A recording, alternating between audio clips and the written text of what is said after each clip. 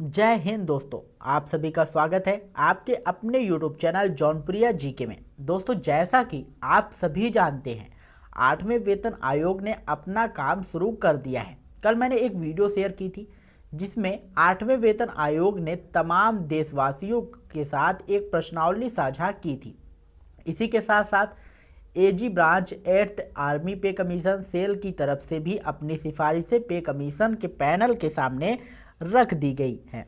आज हम उन्हीं सिफारिशों पर चर्चा करेंगे। तो सबसे पहले एक नज़र 8वें पे कमीशन के स्टाफिंग पैटर्न पर डाल लेते हैं। चेयरपर्सन डिटेल हो चुके हैं, जैसा कि आप सभी जानते हैं। हालांकि अभी तक उनके प्रिंसिपल प्राइवेट सेक्रेटरी डिटेल नहीं हुए हैं। जनरल सेक्रेटरी के सीनियर प्रिंसिपल प्राइवेट सेक्रेटरी के डिटेल हो चुके हैं। उनका कॉन्टैक्ट नंबर भी उपलब्ध है और सेक्रेटरी का ईमेल आईडी भी जारी हो चुका है।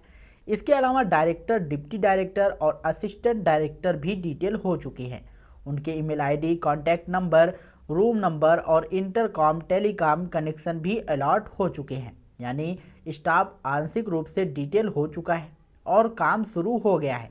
यदि आप अपनी ओर से कोई सुझाव भेजना चाहते हैं तो सचिव महोदय को भेज सकते हैं या उनके प्रिंसिपल प्राइवेट सेक्रेटरी से संपर्क कर सकते हैं। अब बात करते हैं पहले रिकमेंडेशन की, जो मिलिट्री सर्विसेज पे एमएसपी से संबंधित है। वर्तमान में ऑफिसर्स को 15,500 रुपये, मिलिट्री नर्सिंग सर्विस यानी कि एमएनएस ऑफिसर्स को 10,800, जेसीओ और जवानों को 5,200 और एयरफोर्स के एनसीज को 3,000 मिल रहे हैं। 8वें वेतन आयोग के लिए सेना मुख्यालय की ओर से जो सिफारिश की गई है उसके अनुसार ऑफिसर्स को 30,000, नर्सिंग ऑफिसर्स के लिए 21,000, जेसीओ के लिए 18,000 और जवानों के लिए 12,000 प्रस्तावित किए गए हैं। बढ़ोतरी की बात करें तो ऑफिसर्स के लिए 14,500, एमएनएस के लिए 10,200, जेसीओ के लिए 12,800 और जवानों के लिए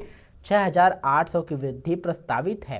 प्रतिशत के हिसाब से देखें तो ऑफिसर्स के लिए लगभग 93.5%, एमएनएस के लिए 94.5%, जेसीओ के लिए लगभग 246% और जवानों के लिए लगभग 130% की वृद्धि दिखाई गई है। यानी प्रतिशत के आधार पर जेसीओ और जवानों के लिए ज़्यादा वृद्धि प्रस्तावित की गई है, जिसमें गैप कुछ कम करने की कोशिश की गई है। हालांकि जवानों की जो मांग थी कि इसे एक समान किया जाए, उससे सेना सहमत नहीं हुई और अपना प्रस्ताव इसी प्रकार भेजा है।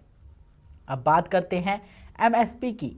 तो वर्तमान में एमएससीपी जो है 8, 16 और 24 साल पर मिलती है। प्रस्ताव दिया गया है कि इसमें 6, 12 और 18 साल पर कर दिया जाए, यानी कि हर 6 साल के अंतराल पर 3 एमएससीपी देने की सिफारिश की गई है। इसके बाद आती है फैमिली पेंशन। वर्तमान में ordinary family pension non attributable death के मामले में 30% मिलती है। प्रस्ताव है कि इसे बढ़ाकर 40% किया जाए। तर्क यह दिया गया है कि जब कमाने वाला सदस्य नहीं रहता तो परिवार की आय 50% से घटकर 30% पर आ जाती है, जबकि खर्चे बढ़ जाते हैं। इसलिए इसे 40% किया जाना चाहिए। इन्हेंस्ड फैमिली पेंशन जो 50% है, इसमें जो है कोई बदलाव प्रस्तावित नहीं है।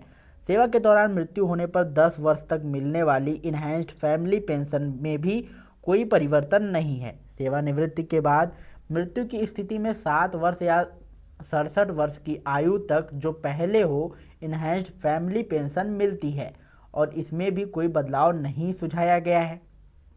ठीक है, इसमें उदाहरण के तौर पर यदि 10 वर्ष की सेवा और 3 आश्रितों का मामला ले तो वर्तमान में इन्हेंस्ड फैमिली पेंशन डीआर सहित लगभग 27,668 और ऑर्डिनरी फैमिली पेंशन लगभग 16,000 मिलती है। प्रस्ताव के अनुसार ऑर्डिनरी फैमिली पेंशन 40% होने पर लगभग 21,334 हो सकती है, यानी लगभग 5,334 की बढ़ोतरी होगी।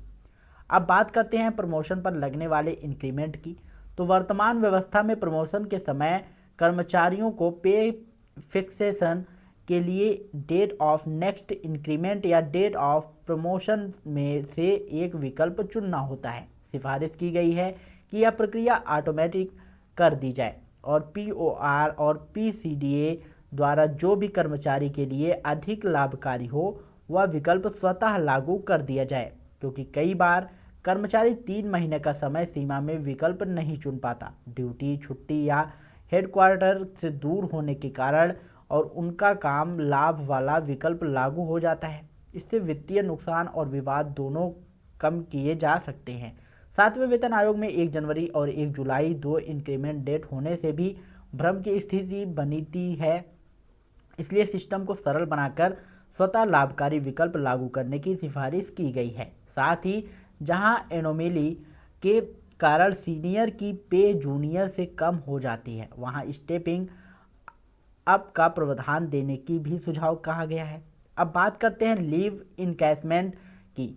तो वर्तमान में सेवा के दौरान अधिकतम 300 दिन का लीव इनकैशमेंट की अनुमति है। प्रस्ताव है कि इसे बढ़ाकर 450 दिन किया जाए। 30 दिन प्रतिवर्ष की अधिकतम सीमा यथावत रखने की बात कही गई है। एलटीसी पर जो 60 दिन तक लीव इनकैशमेंट की सुविधा है उसे बढ़ाकर 120 दिन करने का प्रस्ताव है। अभी लीव इनकैशमेंट और एलटीसी इनकैशमेंट आपस में जुड़े हुए हैं, लेकिन इन्हें अलग करने की सिफारिश की गई है ताकि कर्मचारी साल में 30 दिन लीव इनकैशमेंट भी कर सके और एलटीसी इनकैशमेंट का लाभ भी अलग से ले सके।